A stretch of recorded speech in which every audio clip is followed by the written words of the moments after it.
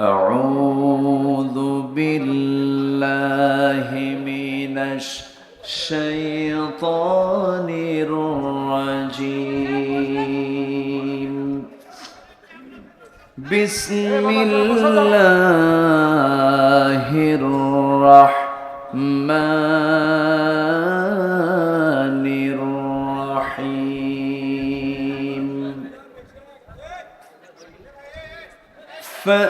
فآمنوا بالله ورسوله والنور الذي أنزلنا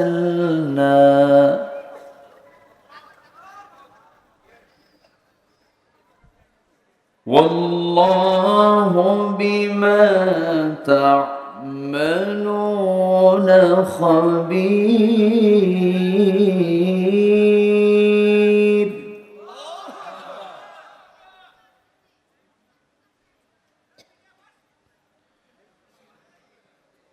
يوم يجمعكم ليوم الجمع يوم التغابن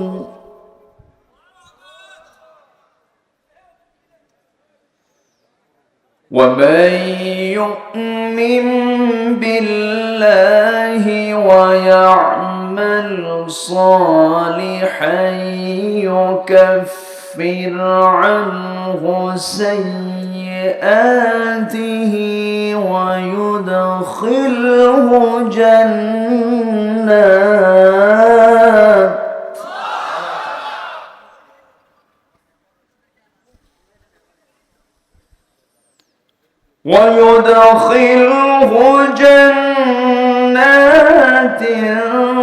تجري من تحتها الأنهار خالدين فيها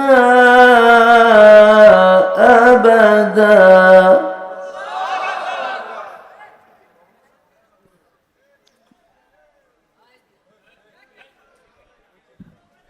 ذلك الفوز العظيم.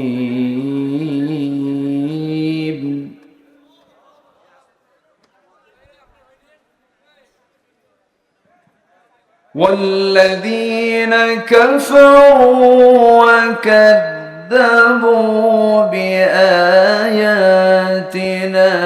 أولئك أصحاب النار خالدين فيها.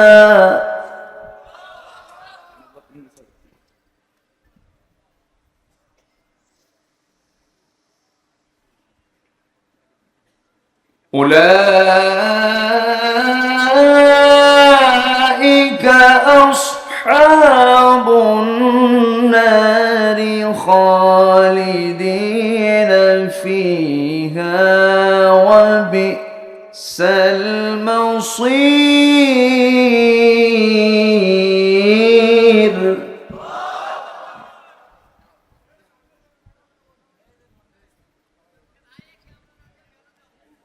الله أكبر.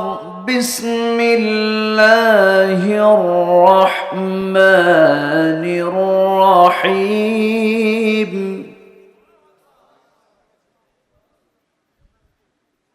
إن الله وملائكته يصلون على النبي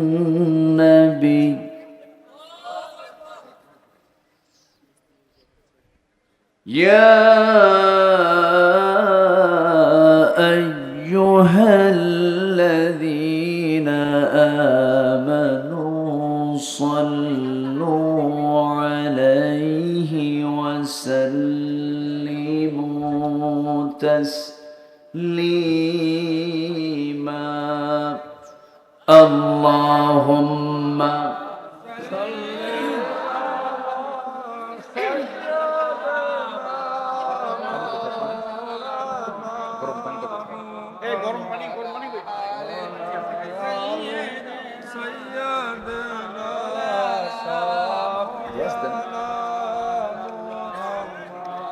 সব দিক খেয়াল করে আমি সবার জন্য কল্যাণ হবে এমন একটি ভারসাম্যপূর্ণ সময় রেখেই আমি কথা বলবো। ওয়ামা তাওফীকি ইল্লা বিল্লাহ আলাইহি তাওয়াক্কালতু ওয়া ইলাইহি উনীব।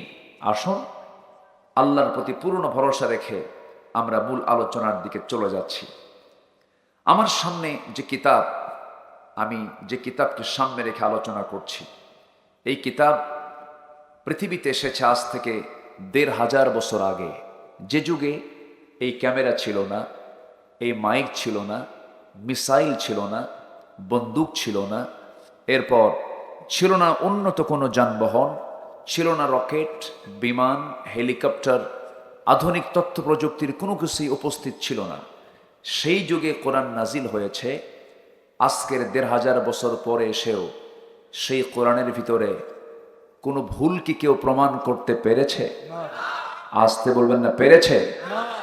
১৫০০ বছর আগে যে সূর্যের আলো দিয়েছে, আজকের সূর্যের আলো মনে হয় পুরাতন মনে হয়, এরকম কিছু মনে হয়? সূর্য বানিয়েছেন যিনি, কোরআন নাজিল করেছেন তিনি। এই জন্য এই কিতাবের কেউ ভুল প্রমাণ করতে পারবে না, কখনো সম্ভব না। বরঞ্চ পৃথিবীর যত আবিষ্কার, সমস্ত আবিষ্কারের পেছনে হলো কোরআন থেকে তথ্য নিয়ে চুরি করে আবিষ্কার করা। জোরে বলি সুবহানাল্লাহ। আমি যদি শুধু কোরআন এবং বিজ্ঞান এই বিষয়ে কথা বলতে যাই, ঘন্টার পরে ঘন্টা লেগে যাবে, শেষ হবে না। আমি সম্প্রতি আমার একটা সফর ছিল কাতার। পৃথিবীর ২২৮টি দেশের ভিতরে ১ নম্বর ধনীর তালিকায় যে রাষ্ট্র, সেটা হচ্ছে মুসলিম, কমপ্লিট একটি মুসলিম রাষ্ট্র হচ্ছে, যেখানে 100% মুসলমান, কাতার। ছোট্ট একটা দেশ, ধরুন বগুড়া আর সিরাজগঞ্জ মিলে যে এরিয়া হবে এর চেয়ে কমই হবে, একটা দেশ হচ্ছে কাতার। সেই কাতারে আমার মাহফিল ছিল, প্রোগ্রাম ছিল। প্রোগ্রাম শেষে আমি বহু বিমান সফর করেছি, কিন্তু হঠাৎ করে আমার সেদিন মনে হলো, আমি বিমানের জানালা দিয়ে নিচের দিকে তাকায় থাকলাম, বিশাল একটা মেঘমালার স্তর, বিশাল। তো ভাবলাম যে এই মেঘমালাটা কেমনে আল্লাহ তাআলা ঝুলায় রেখেছেন, এর কি কোনো ওজন আছে? চিন্তা করলাম। পরে চিন্তা করে দেখি না, বিজ্ঞান বলছে এই মেঘমালার একটা ওজন আছে। কিউমুলাস নামে মেঘমালা, যার ওজন হলো ২০০ টন। সুবহানাল্লাহ বলবেন না? কিউমুলিনুম্বাস নামে কিছু মেঘমালা আছে যার ওজন হচ্ছে ১০ লক্ষ টন। এটা আজকের বিজ্ঞান এটা প্রমাণ করেছে। অথচ ১৫০০ বছর আগে কোরআনে এই বক্তব্য মনে হয় বাদ পড়েছে। আল্লাহ রাব্বুল আলামিন বলেন, হুয়াল্লাযী ইউরীকুমুল বারকা খাওফান ওয়া তামআন ওয়া ইউনশিস সাহাবাস সিকাল। সূরাতুর রা'দ আয়াত নাম্বার ১২। আল্লাহ রাব্বুল আলামিন বলেন, তিনি তোমাদেরকে বিদ্যুৎ দেখান ভয়ের জন্য এবং আশার জন্য, এবং উত্থিত করেন ভারী ঘন মেঘমালা। অর্থাৎ মেঘের ওজন আছে না নাই? আসতে বলবেন না, আছে না নাই? কিন্তু ঝুলায় রেখেছেন কে? আল্লাহ। যদি ফেলে দিতেন সব শেষ হয়ে যেত। তাহলে বিজ্ঞান যা বলে কোরআনের সঙ্গে কোনো সাংঘর্ষিক আছে না। বরঞ্চ কোরআন যদি বিজ্ঞানের ভুল ধরে ফেলে, বিজ্ঞানের ভুল প্রমাণ হবে, কিন্তু বিজ্ঞান দিয়ে কোরআনের কখনো ভুল প্রমাণ করতে পারবে না। বিজ্ঞান তো বহু কিছুই বলে, পরে আবার ভুল প্রমাণ হয়ে যায়। ভুল প্রমাণ হয় না? একবার বলল পৃথিবী না সূর্য ঘোরে, আবার বলল সূর্য না পৃথিবী ঘোরে। এখন দেখি ওদের মাথায় ঘোরে, তাই না? এই ঘোরা শেষ হবে না। মানুষের ব্রেন তো খুব কম। ওমা উতিতুম মিনাল ইলমি ইল্লা কালিলা। সামান্য, খুব অল্প জ্ঞান তোমাকে দেওয়া হয়েছে। সামান্য জ্ঞানের বড়াই দেখছেন? একটু কোরআন হাদিসের জ্ঞান চর্চা করে বলে ও কোনো আলেম হলো, এরকম কিছু হুজুর আছে না? এক আলেম যদি অন্য আলেমকে তুচ্ছ জ্ঞান করে, ভাবতে হবে ওটা হলো টাটকা মূর্খ। ঠিক কিনা? অহংকার বিভিন্ন হয়। জ্ঞানের অহংকার, চেহারার অহংকার, সম্পদের অহংকার, ক্ষমতার অহংকার। এই অহংকার আজকে কম না বেশি? বিশ্বের দেশে দেশে সবাই ক্ষমতা দেখায়। আমেরিকা বলে আমার কিন্তু অ্যাটম বোম আছে, রাশিয়া বলে আমার আরো বেশি আছে। আছে না নাই? আচ্ছা, ইসরায়েল আবার একটু হুমকি ধামকি দিচ্ছে, লাভ হবে না। ইসরায়েল হুমকি ধামকি দিয়ে লাভ হবে না, কারণ ওদের ভিত্তি মজবুত নয়, ওরা ভাড়াটিয়া, ওরা অবৈধ দখলদার। অবৈধ কোনোদিন বৈধ করা সম্ভব হবে না মুসলমান, কোনোদিন সম্ভব হবে না। প্রযুক্তিতে, আধুনিক প্রযুক্তিতে ইসরায়েল যদি হয় 100%, সেখানে ফিলিস্তিন হলো অনলি 10% হবে কিনা সন্দেহ। অথচ ওরা গুলি ছোড়ে আর মুসলমান ফিলিস্তিনের নারী শিশুরা পাথর মারে। আল্লাহু আকবার বল। সম্মানিত ভাইয়েরা, কার ভয়? আল্লাহ। আর শক্তিটা হলো অ্যাটম বম না ইমানের? কিসের শক্তি বলেন? ইমানের শক্তি। কথা আছে, অনেক কথা আছে, কিন্তু আমি ভয় পাচ্ছি আমার থুয়া দৌড় মারেন কিনা। আমাকে সবাই সময় দেবেন তো ইনশাআল্লাহ? আমি সোনা তলায় বহুদিন পর, আমি তো সাধারণ কোনো তলায় আসি নাই যেখানে সোনা পাওয়া যায়। দেখি আজকে কি সোনা টোনা পাই দেখি। সম্মানিত ভাইয়েরা, কষ্ট পাচ্ছেন না তো আপনারা? আমি যেখান থেকে তেলাওয়াত করেছি সেই তেলাওয়াতকৃত আয়াতটা হলো সূরাতুত তাগাবুন থেকে আমি তেলাওয়াত করি। সূরাতুত তাগাবুন, তাগাবুন মানে হলো হার জিত, হার জিত। আচ্ছা, হেরে যাওয়া জিতে যাওয়া আসলে কি এটা দুনিয়ার না আখিরাতের? আখিরাতটা কত কাছে দেখেন। এখানে বসে আছি আমরা, বাড়িতে ফিরলাম, অথবা এখানে বসে থেকেই যদি সকাল না করতে পারি, অথবা বাড়িতে গিয়ে যদি ঘুমিয়ে পড়ার পর যদি সকাল না হয়, তাহলে কি আমরা সকালে আছি না পরকালে? সকাল না পরকাল? পরকাল। এত কাছে, মৃত্যু হওয়া মাত্রই সকাল শেষ। ইহকাল না পরকাল? পরকাল। এত কাছাকাছি আমাদের সামনে পড়ে আছে, সামনের স্থায়ী ঠিকানা। আর দুনিয়াতে যে আছি এটা কি ঠিকানা বলেন? অস্থায়ী ঠিকানা। অস্থায়ী ঠিকানার জন্যই দেখেন কত মারামারি। আজকে গোটা পৃথিবীতে সবচেয়ে বড় সমস্যা হলো গদি সমস্যা। আমার কথা কি বুঝতেছেন? কি সমস্যা বলেন? গদি সমস্যা। আল্লাহ তাআলা একটা গদি নামে একটা আয়াত দিয়েছেন, আয়াতুল কুরসি। আয়াতুল কুরসি, কুরসিয়ত মানে হলো গদি, চেয়ার। তাহলে আয়াতের নাম কি? চেয়ারের আয়াত অথবা গদির আয়াত। আমরা এই আয়াত দিয়ে কি করি জানেন? আয়াতুল কুরসি দিয়া বাচ্চার পেশাব বন্ধ করার দোয়া পড়ি। এই আয়াত দিয়া জিন ভূত তাড়াই। এই আয়াত দিয়া জিনের আসর থেকে বাঁচা যায় কেমনে, এই আয়াতগুলো আমরা তেলাওয়াত করি। অথচ এই আয়াতের মধ্যে রয়েছে সবচেয়ে বড় সমস্যা, গদি সমস্যার সমাধান। আসতে বলবেন না, জোরে বলুন ঠিক কিনা? গদি তো পৃথিবীর কারো নয়। গদি সমস্যার সমাধান করার জন্য আল্লাহ রাব্বুল আলামিন কত আগে সমাধান দিয়ে দিয়েছেন, আয়াতটা নাজিল করেছেন। যারা পারেন ঠোঁট মিলিয়ে বলুন, আল্লাহু লা ইলাহা ইল্লা হুয়াল হাইয়ুল কাইয়্যুম লা তা'খুযুহু সিনাতুন ওয়ালা নাওম লাহু মা ফিস সামাওয়াতি ওয়া মা ফিল আরদি মা যাল্লাযী ইয়াশফা'ু 'ইনদাহু ইল্লা বিইذনিহি ইয়া'লামু মা বাইনা আইদিহিম ওয়া মা খালফাহুম ওয়া লা ইউহীতুনা বিশাইইন মিন 'ইলমিহি إلا بما شاء وسع كرسيه السماوات والأرض ولا يؤوده حفظهما وهو العلي العظيم জোরে বলুন আল্লাহু আকবার। আয়াতের মধ্যে 9টা বাক্য আছে, 9টা জুমলা আছে, 9টা বাক্য মিলে একটা আয়াত। আল্লাহ তাআলা তার পরিপূর্ণ মোটামুটি পরিচয়টা একটা আয়াতের মধ্যেই তুলে ধরেছেন।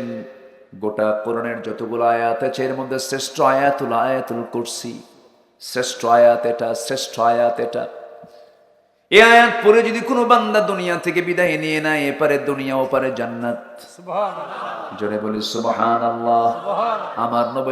আমার নবীজি ফরজ নামাজের পরে এমন কোন ফরজ নামাজ নাই যে ফরজের পরে তিনি আয়াতুল কুরসি পড়েন নাই। আমার নবীজি ফরজ নামাজের পর অনেকগুলো দোয়া পড়তেন, কিন্তু আমার দেশের কিছু কিছু মুসল্লি ম্যাক্সিমাম জায়গায় দেখা যায় সালাম ফেরি সুন্নতের জন্য উঠে দাঁড়ায়, সালাম পড়ি সুন্নতের জন্য উঠে দাঁড়ানো সুন্নতের খেলাফ আমার নবী যেমনটা করেন নাই। আমার নবীজি ফরজ পড়ি আল আযকারু বাদাস সালাহ, কিছু জিকির আজগার করতেন। এর মধ্যে একটা জিকির হলো আল্লাহু আকবার। কি বলেন? এরপর বলতেন আস্তাগফিরুল্লাহ আস্তাগফিরুল্লাহ আস্তাগফিরুল্লাহ। এরপরে বলতেন যারা পারেন আল্লাহুম্মা আনতাস সালাম ওয়া মিনকাস সালাম তাবারাকতা ইয়া যাল জালালি ওয়াল ইকরাম। এরপরে বলতেন আল্লাহুম্মা আইন্নি আলা যিকরিক ওয়া শুকরিক ওয়া হুসনি ইবাদাতিক।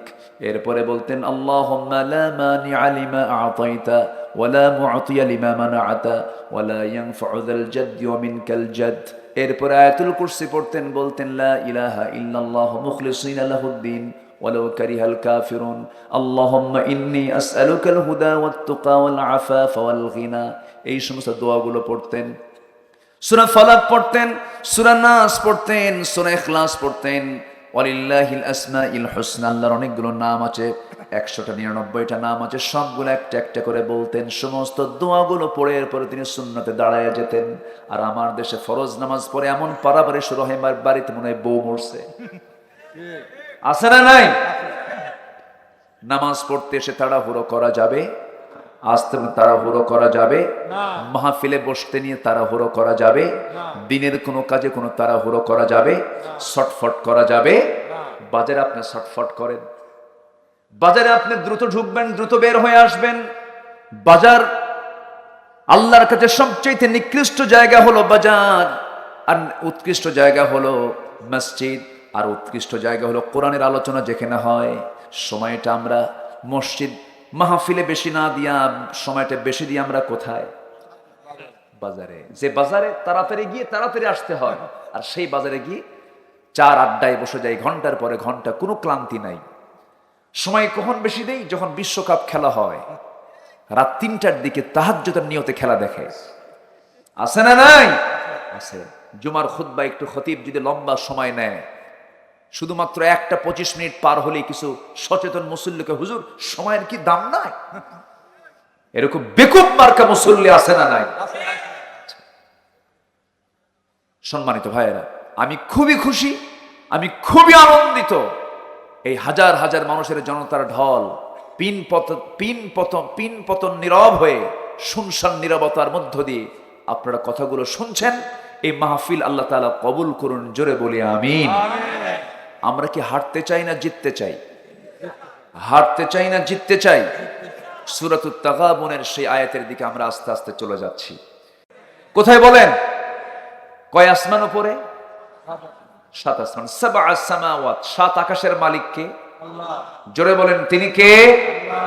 এই আকাশ তো খুব একটা বড় না, হ্যাঁ বলেন? এই আকাশ কি বড়? এরপরে যে আরেকটা আকাশ আছে, ওটাও কি বড়? বলেন বলেন, এর চেয়ে কত বড়? এর চেয়েও বহু গুণে বড়, বহু গুণে বড়। সম্মানিত ভাইয়েরা, আমার আল্লাহ তাআলা কত উপরে আছেন। আর রহমানু আলাল আরশি ইস্তাওয়া। একটু কান লাগান, যদিও কথাগুলো একটু কঠিন কঠিন মনে হবে, রাত গভীর হয়েছে, একটু কান লাগান।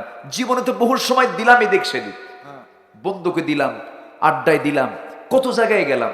আসেন না ভাই, আজকে একটু কষ্ট হলেও একটা লোক আমরা মোনাজাত না করে যাব না, ইনশাআল্লাহ। বলেন আল্লাহ কোথায়? আমার আল্লাহ সবচেয়ে আপন না সবচেয়ে পর? আমার সবচেয়ে আপন কে? আল্লাহ। বউয়ের জন্য কি মোহাব্বত আছে না কিছু, খুব ভালোবাসে।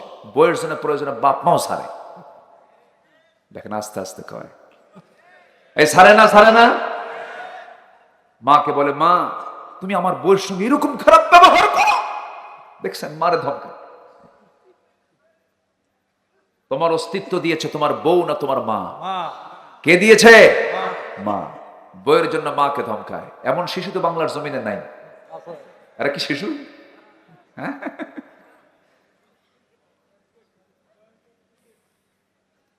আমার ভাইয়েরা, এই পৃথিবীতে সবচেয়ে আমার আপন হলেন আমার আল্লাহ তাআলা। আমার আল্লাহর চাইতে আপন কেউ নাই। সে আল্লাহ তাআলার বাড়ি কোথায়, সে আল্লাহ আছেন কোথায়, তিনি কি করেন, তার পরিচয়টা জানার দরকার আছে না নাই? গোটা কোরআনকে আপনি 3 ভাগ করবেন, এর মধ্যে একটা ভাগ শুধু আল্লাহর পরিচয়, তাওহীদ 10 পারা, রিসালাত 10 পারা, আখিরাত 10 পারা, 30 পারা কোরআন। জোরে কোরআন সুবহানাল্লাহ। আমার আল্লাহ তাআলা এত দূর তিনি আছেন, কত দূর তিনি আছেন।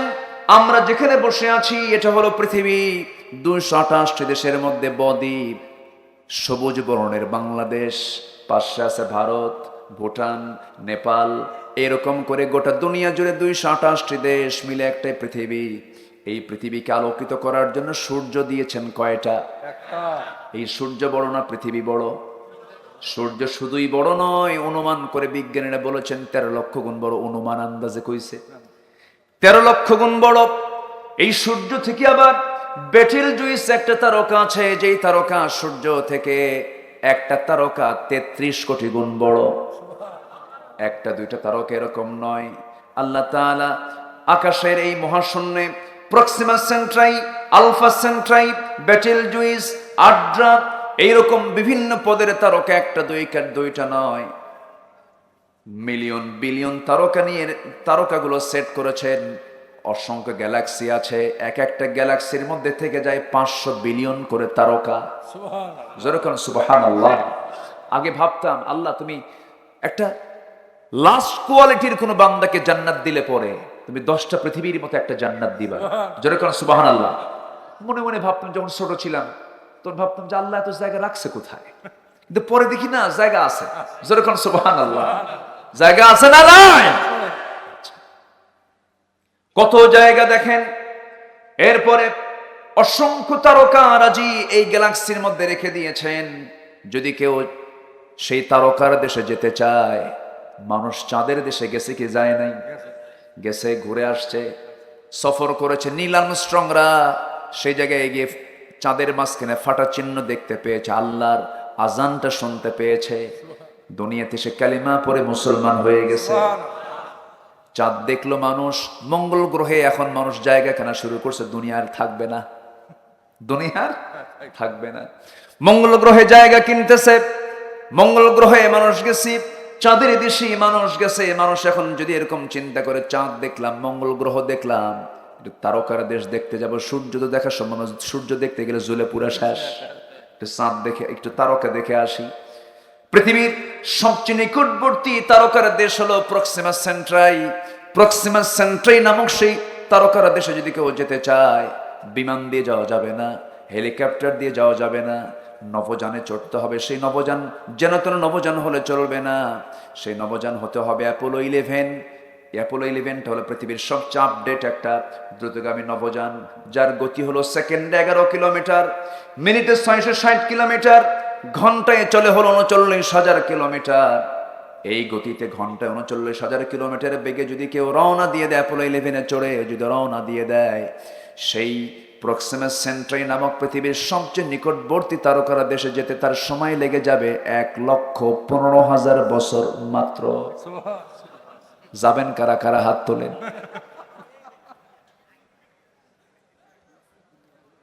1,15,000 বছর বাঁচবেন কয়দিন? আর সেই মানুষ, সামান্য মানুষ এই দুনিয়াতে থেকে কয় আল্লাহ কই? আল্লাহর আইন মানি না, রসুল কিনে বাজে কথা বলে, কোরআন কিনে বাজে কথা বলে। আমার দেশে এত আইন পাশ হলো, ব্লাসফেমি আইন পাশ হলো না। রসুল কিনে বাজে উক্তি করেছে যারা, আমরা তাদের জিহ্বা টেনে ছেড়ব। মুসলমান রাজি আছেন কারা কারা? হাত উঁচু করে দেখা।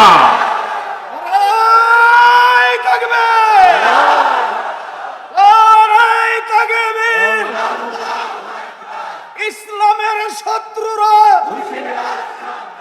বিশ্বনবীর শত্রুরা, আল কোরআনের শত্রুরা, লড়াই তাকবীর। এই তাকবীর স্লোগান অনেকে সহ্য করতে পারে না। তুমি কি দল করো যে দলের স্লোগান আল্লাহু আকবার রাখে না?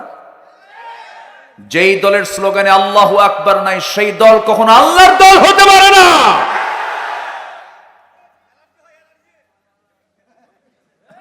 কথা বলবো? কোন সমস্যা, অসুবিধা, চিন্তা, ভয়, হতাশা? মরবো তো একবারই।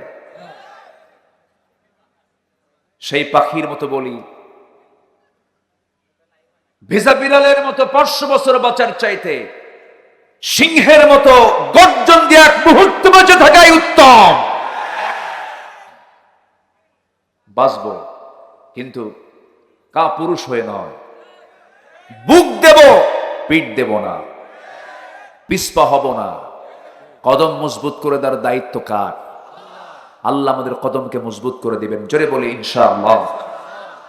ছিলেন আমার আল্লাহ আমাকে বাঁচাবেন, কেউ আমাকে বাঁচাবে না, এই বিশ্বাস ছিল তার। কত আনা বলেন, কত আনা? আর আমরা চিন্তা করি আল্লাহ কি করবা, কত কি কথা বলছেন নাই, দূরে দূরে করি। এই দিকে লক্ষ্য করে আল্লামা ইকবাল বলেছেন, আজফি হজু ইব্রাহিম কা ইমা পয়দা, আজফি হজু इब्राहिम का इमा पैदा, आग कर सकती है एक अंदाज गुलिस्ता पैदा। কোথাও যদি আজকে উদয় হয় ইব্রাহিমের মতো ইমান করতে পারে অগ্নিকুণ্ডে খুবসুরত এক গুলিস্তান। জোরে বলুন আল্লাহু আকবার। ইমান টানবো আমরা, দুর্বল ইমান না মজবুত ইমান? দুর্বল ইমান না মজবুত ইমান? মজবুত ইমান আমাকে আপনাকে আনতে হবে। যে মজবুত ইমান এনেছিলেন সাহাবায়ে কেরাম, যে মজবুত ইমান এনেছিলেন আম্বিয়ে কেরাম, সেই মজবুত ইমান দিয়ে তারা বাতিলকে মোকাবেলা করেছেন, অন্যায়কে মোকাবেলা করেছেন। সাহায্যের জন্য কে ছিলেন? আমরা সাহায্য চাইবো কার কাছে? আহারে, ফিলিস্তিনের একজন তরুণী ডাক্তার, নতুন বিয়ে হয়েছে তার, নতুন তরুণী ডাক্তার বিয়ে হয়েছে সম্প্রতি, বাসর ঘর ছেড়ে দিয়া, নতুন স্বামীর আকর্ষণকে ছেড়ে দিয়া শেষ রাতে বোরকা পরে সে মরুর, সেই ফিলিস্তিনের মরু এলাকায় গিয়া পাথর খুঁড়তেছে। পাথর খুঁটে খুঁটে সব জড়ো করছে। বলা হলো সাবা করিম, ও মহিলা, তুমি তো একজন বড় ডাক্তার, বিয়ে হয়েছে তোমার, বাসর ঘর ছেড়ে তুমি, বিছানা ছেড়ে তুমি রাস্তায় কেন? সাবা করিম বলছে, দুনিয়াতে ঘুমাবো না, দুনিয়াতে আল্লাহর দিন কায়েমের আন্দোলন করতে গিয়ে শহীদ হয়ে জান্নাতে গিয়ে আরামে ঘুমাতে চাই। যেরকম সুবহানাল্লাহ। তারা চিন্তা করে কি আর আমরা চিন্তা করি কি? আমার বন্ধুগণ, এই দুনিয়াতে এসেছি আমরা, ক্ষণিক মেহমান হয়ে এসেছি। যে কোনো মুহূর্তে আমি আপনি দুনিয়া থেকে বিদায় নিয়ে নেব। কেউ বাঁচার জন্য আসে নাই, সব মরে যাব। আল্লাহর কাছে যেহেতু ফিরে যেতেই হবে, আমরা আমলনামাগুলো নেব বাম হাতে না ডান হাতে? হাঁটতে চাই না জিততে চাই? হাঁটতে চাই না জিততে চাই?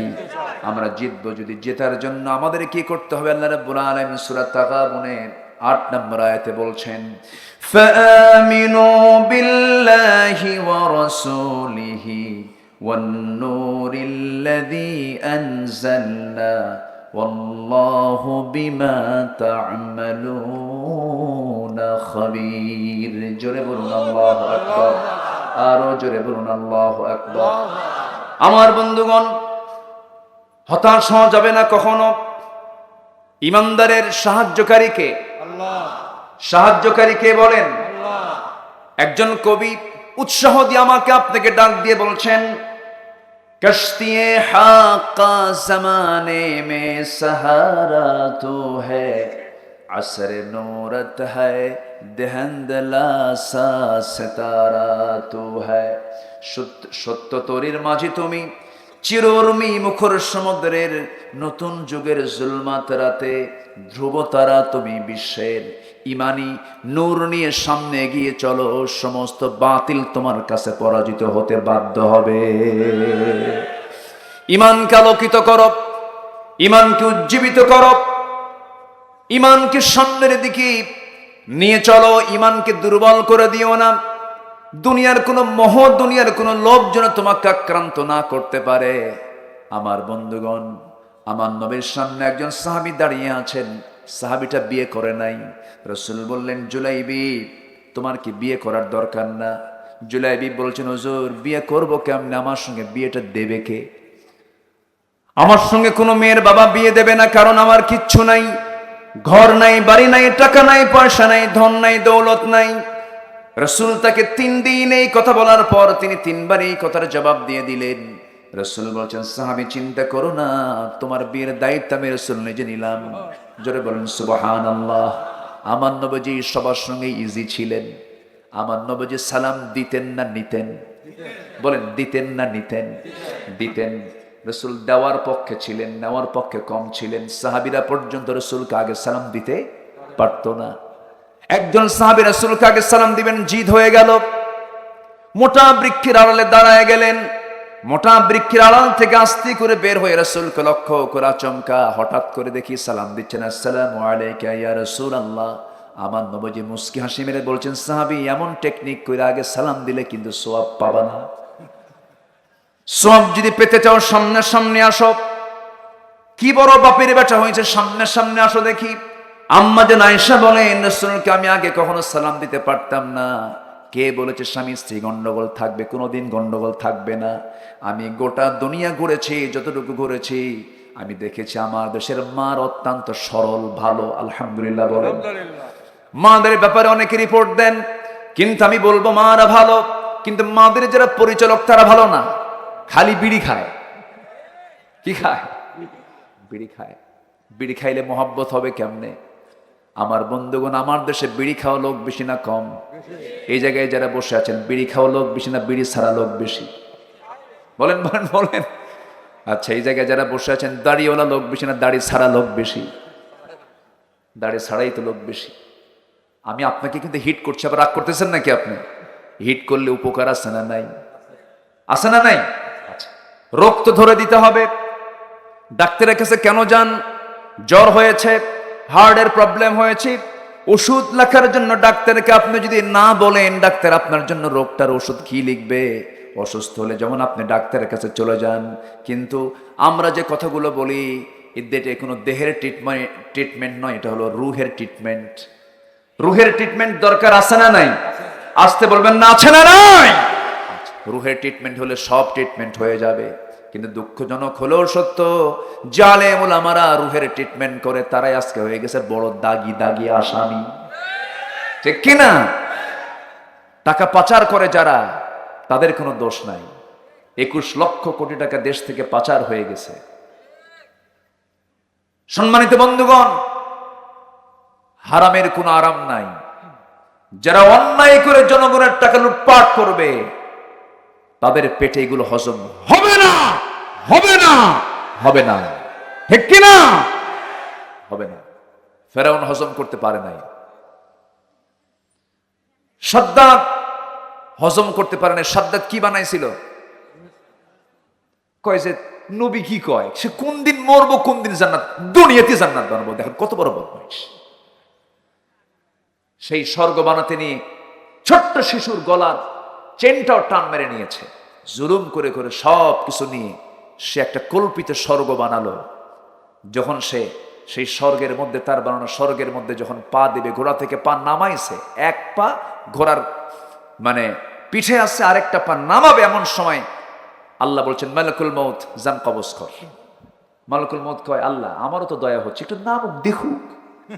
কি কথা বোঝেন নাই? একটু নামুক দেখুক। আল্লাহ বলছেন, না, আমি ওকে দেখতেও দেব না। কেন? আমি ওকে দয়া করেছিলাম। কোন সময়?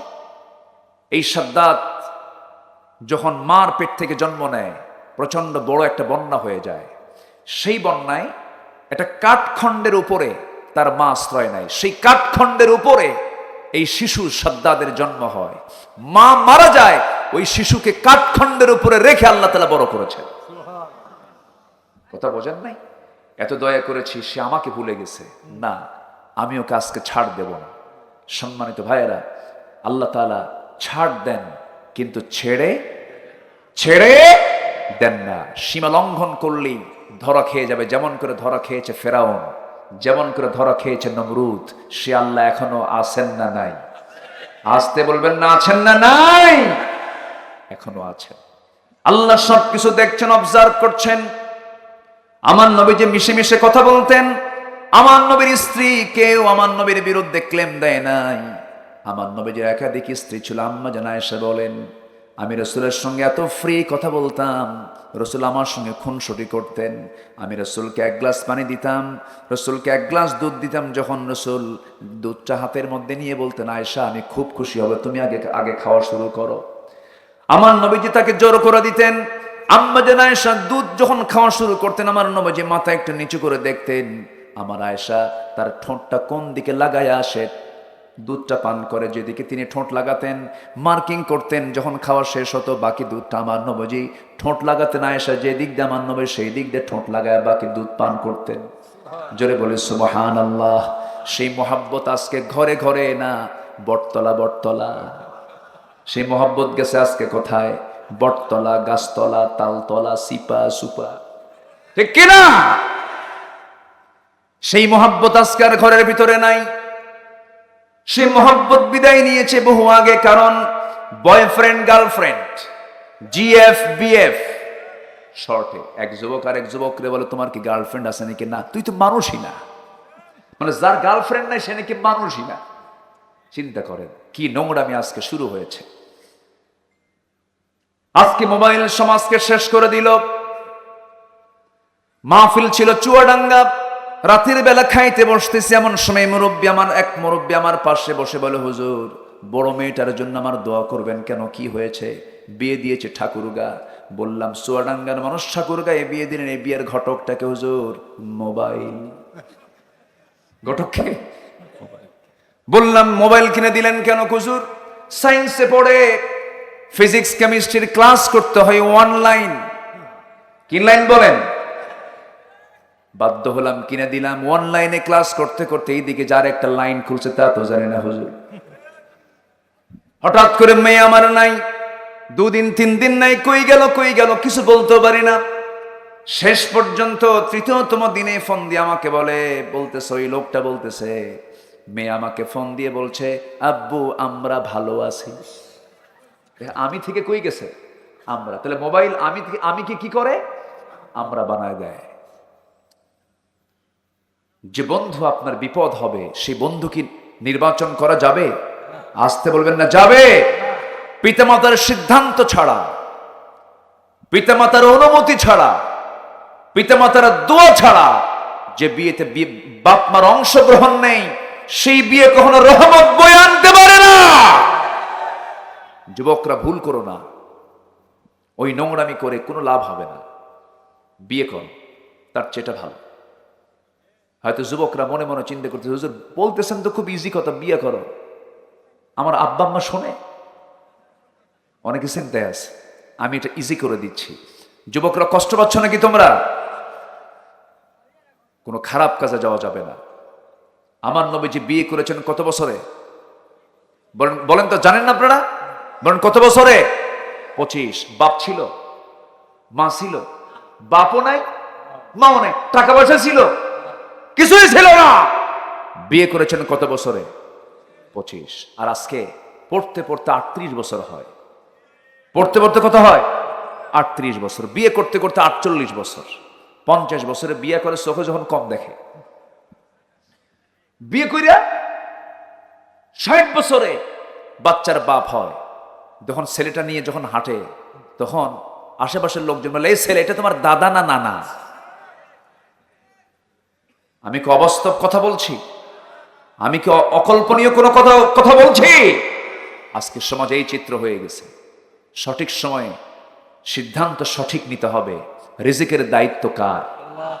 আমি বিশ্বাস করি যে কষ্টের সংসার যদি স্বামী স্ত্রী গড়ে তুলে যদি সচ্ছল বানায়, ওই সংসারটাই হয় মজবুত মজবুত মজবুত।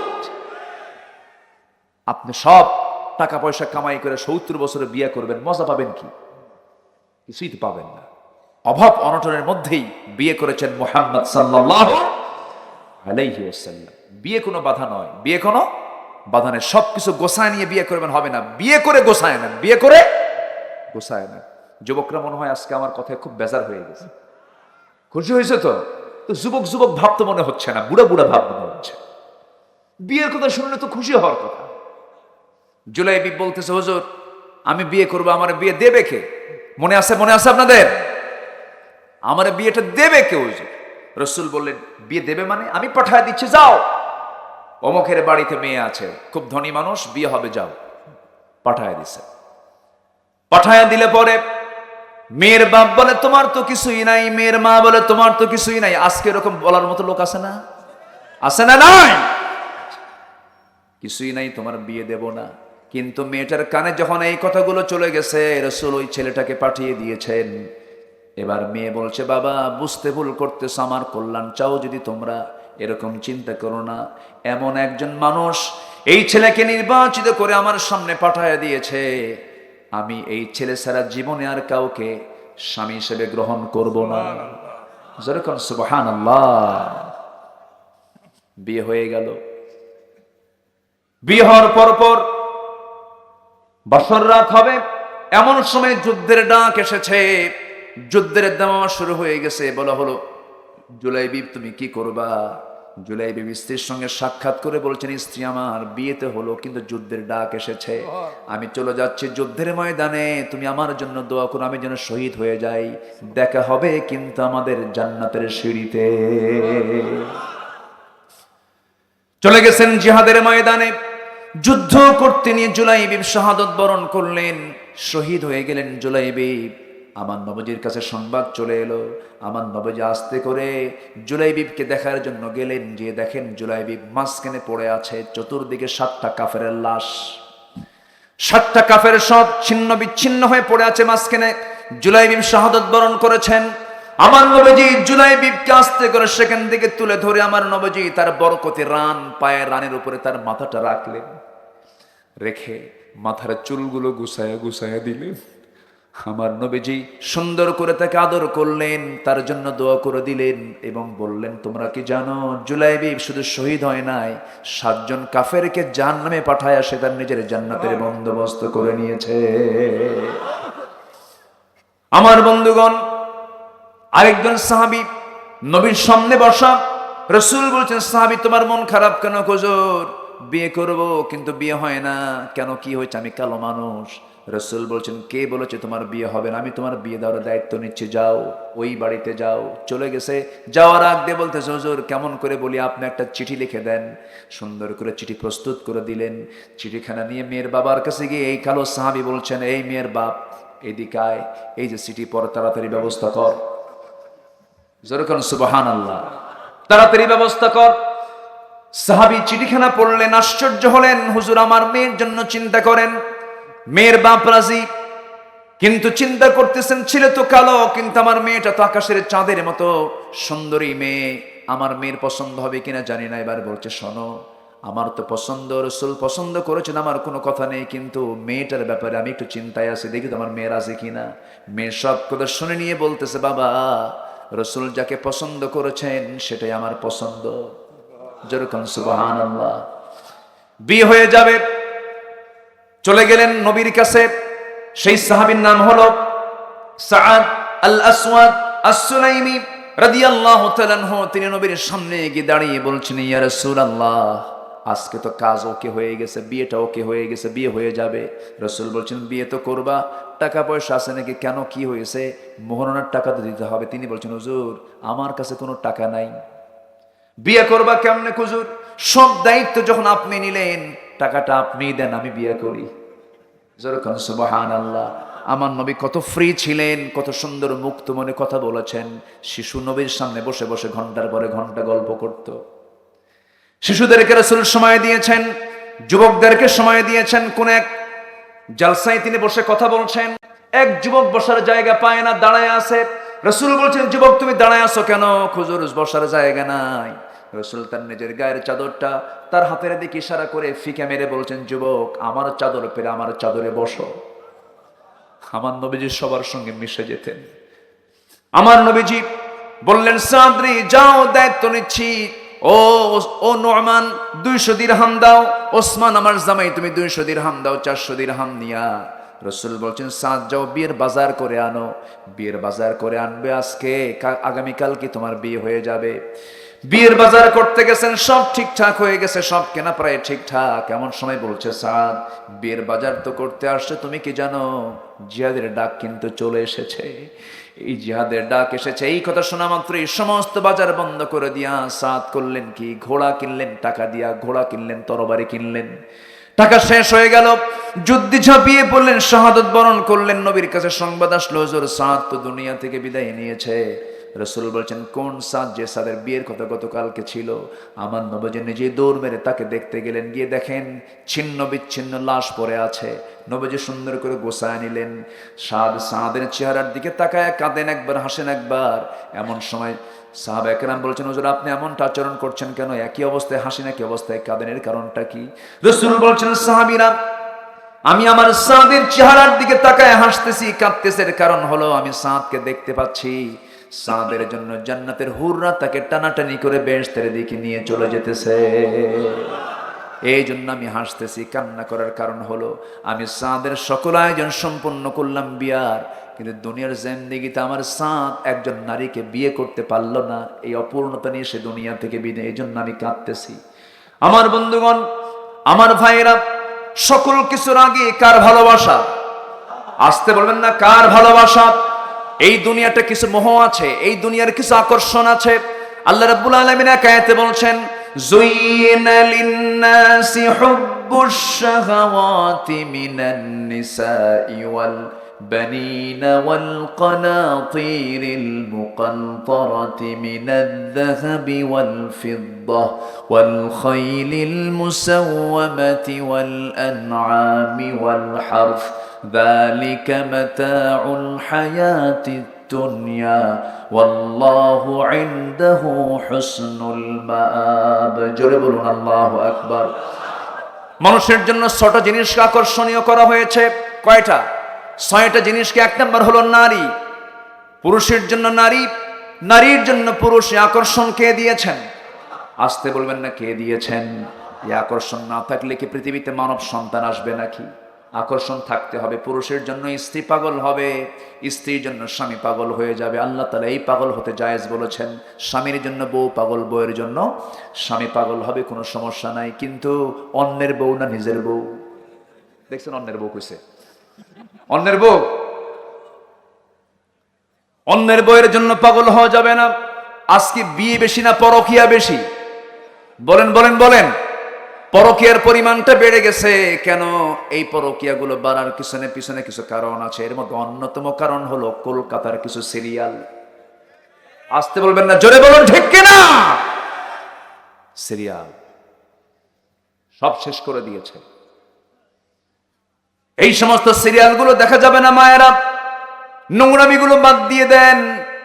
মোবাইলে অযথা কোনো পরপুরুষের সঙ্গে কথা বলতে যাবেন না, পরনারীর সঙ্গে কথা বলতে যাবেন না। ওয়ালা মুত্তাখিদি আখদান ওয়ালা মুত্তাখিদাতি আখদান, গোপন গোপন কোনো কিছু করা যাবে না। মিস কল মারে, আবার কয় হুজুর মিস কল এই জন্য মানে কোরআন শরীফে মিস কল আসছে কোথায়? ফামাইয়া আমাল মিস কল, যখন নাউজুবিল্লাহ। এই নোংরামিগুলো করা যাবে না। সব নোংরামি বাদ দিতে হবে।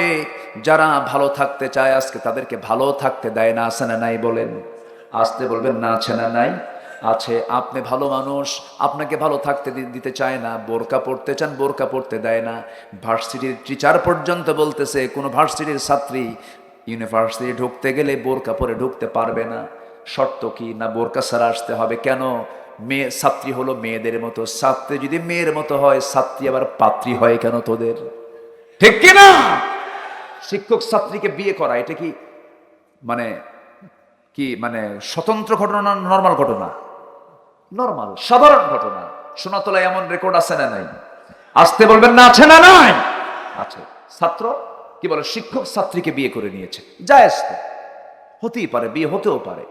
কিন্তু ছাত্রী মেয়ের মতো আপনি এই অজুহাত দিয়ে আপনি বোরকা পরার মতো এই ফরজ হুকুমকে আপনি নিষিদ্ধ করবেন। আপনি শিক্ষক নামের কলঙ্ক। আপনি আল্লাহর নির্দিষ্ট আয়াতের বিরুদ্ধে অবস্থান নিয়েছেন। সম্মানিত ভাইয়েরা, নারীরা ইসলামে যে অধিকার পেয়েছে, এরকম অধিকার পৃথিবীর কোথাও মেয়েরা পাবে না। ইসলাম নারীকে বানিয়েছে রানী। কি বানিয়েছে? রানী কি কাজ করে খায় না বসে বসে খায়? আসতে কয়, রানী কি করে খায়? বসে বসে খায়। মেয়েরা বসে বসে খায়। ইসলামে অধিকার দিয়েছে। হয়তো মায়েরা ভাবতেছে হুজুর আপনি আবার কি ওয়াজ শুরু করলেন। হ্যাঁ, বাস্তব তাই। কামাই করার দায়িত্ব স্বামীর না স্ত্রীর? বলেন, কামাই করার দায়িত্ব কার? স্ত্রীর যদি কোটি কোটি টাকা সম্পদও থাকে, স্ত্রী যদি স্বামীর জন্য খরচ না করে কোনো গুনাহ হবে? আসতে বলবেন না, গুনাহ হবে স্বামীর? বলেন, স্বামীর কি হবে? গুনাহ হবে। দেখা তার জন্য ফরজ। দেখা তার জন্য কি ফরজ। মেয়ের, নারীর সম্পদের কোনো ক্ষয় নাই, কোনো খরচ নাই। সমস্ত চাকরের দায়িত্ব পালন করে হলো পুরুষ। পুরুষরা হলো চাকর, আর মেয়েরা হলো রানীর মর্যাদায়। পুরুষরা সারাদিন চাকরি করে, চাকরগিরি খেটে, গোলামি করে এসে স্বামী স্ত্রীর মুখে খাবার জুটায় দেয়। মেয়েরা হলো রানী। কিন্তু মেয়েরা বলল না, পুরুষ যদি হয় চাকর, আমরা হব চাকরানী। কি হব আমরা? চাকরানী হন আপনি, কিন্তু আপনাকে পর্দা ছাড়া না পর্দা সহ? পর্দা ছাড়া না পর্দা সহ? পর্দা সহ। আজকে পর্দার কোনো পরিবেশ নাই, পরিবারে পর্দা নাই। শালীর কি দুলাভাইয়ের সামনে শালী দেখা করে, এমন শালী তো কি আছে? দুলাভাইয়ের সামনে শালী দেখা করে না, এমন শালী কি খুঁজে পাওয়া যায়? খুব কম। দুলাভাইয়ের সঙ্গে শালীর সম্পর্ক খারাপ না ভালো? দেখা করে কি দেখা করে না? দেখা করে। দুলাভাইও কম না, শালীও কম না। দুলাভাই কয় শালী ওঠ, হুন্ডায় তোলে। শালী মনে মনে চিন্তা করে, আমার দুলাভাই মানুষ, গায়ের সঙ্গে গা লাগালে কেমন হয়? একটু দূরেই বসে, একটু গ্যাপ, দূরত্ব বজায় রেখে বসে, মাঝখানে ফাঁকা রেখে বসে, গায়ের সঙ্গে গা লাগলে কেমন হয়? সামনে যা দুলাভাই এমন ব্রেক মারে, এক ব্রেকে গ্যাপ পুরো আসে না? নয়, গ্যাপ পূরণ করার সুযোগ দেওয়া যাবে? দেওয়া যাবে না।